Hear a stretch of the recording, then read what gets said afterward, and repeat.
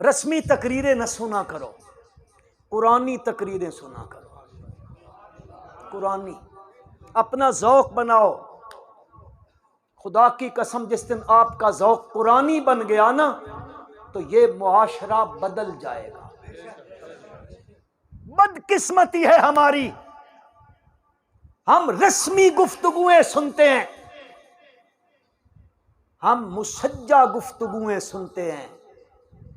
और नाराज ना होना, मैं बड़े मिस्कीन सा मौलवी हूं, हाथ जोड़ के अर्ज करता हूं, ये मसाजिद में ये तरीका भी छोड़ दो। समझ गए हो जी? नाराज तो नहीं हो गए हो? छोड़ो, क्या ये बना रखा है हम लोगों ने।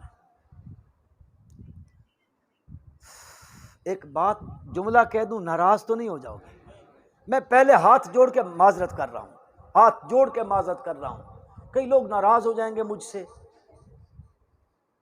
ये जो काम आप यहां कर रहे होते हो ना, मैं जिस इलाके का रहने वाला हूं, हमारे यहां ये काम हम मिरासियों पे करते हैं।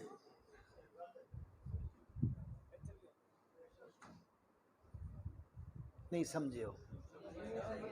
अब ये बेचारे नाराज, देखो मौलवी क्या कह रहा है। मैं अपने इलाके की बात कर रहा हूं।